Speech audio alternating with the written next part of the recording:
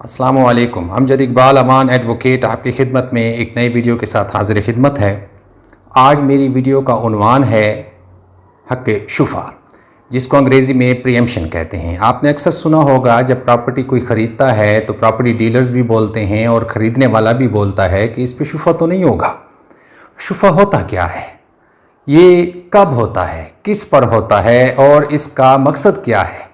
तो सबसे पहले मैं आपको ये बता दूं कि ये कोई अंग्रेज़ी लॉ नहीं है, कोई लॉर्ड मिकॉले का लॉ नहीं है, ये इस्लामी लॉ है, यानी इस्लामिक लॉ है, जिसके मानी हैं टू अवॉइड द स्ट्रेंजर, यानी किसी अजनबी को अवॉइड करना। फ़र्ज़ करें मोहल्ले में कोई घर बिक रहा है तो मोहल्लेदार चाहते हैं कि इसी मोहल्ले का कोई आदमी उसको ख़रीद ले। अगर कोई अजनबी आएगा तो अजनबी हो सकता है किसी और मसलक का हो, कोई और कौम का हो, कोई और मसले हो। हमारे तो आपस में जो है ना एक दूसरे के साथ अब ताल्लुक़ कायम हो चुका है, लिहाजा मोहल्ले का ही कोई आदमी अगर इसे ख़रीद ले तो हम इसी तरह किसी स्ट्रेंजर को अवॉइड करेंगे। इसलिए इसको कहते हैं टू अवॉइड द स्ट्रेंजर, यानी कोई अजनबी को अवॉइड करना कि वो यहाँ ना आए।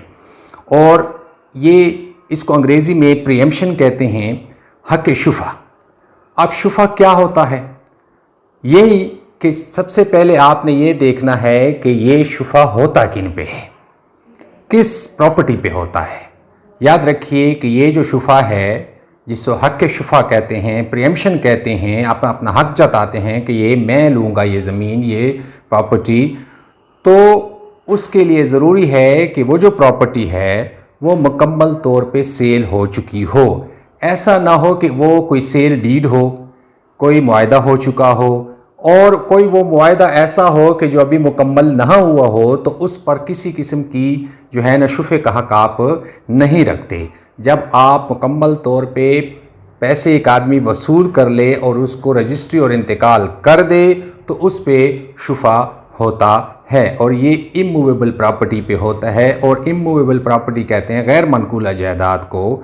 तो गैर मनकूला जायदाद जब फ़रोख्त होती है और उसकी वो जो फ़रोख्त का मुआहदा होता है, वो डीड होती है, वो मुकम्मल हो जाए, वो इंतकाल रजिस्ट्री हो जाए, तो आपका हक़ बनता है कि आप उस पर शुफ़ा कर सकते हैं। अगर दूसरी बात, अगर कोई शख्स कोई गिफ्ट करता है, किसी को हिब्बा करता है, लेकिन वो हिब्बा, वो गिफ्ट बिल इवज़ हो, यानी उसमें उसने रकम वसूल की हो, या कुछ रकम वसूल की हो, या ये रकम के बदले में मैं हिब्बा कर रहा हूँ, तो उस पे भी शुफ़ा होता है।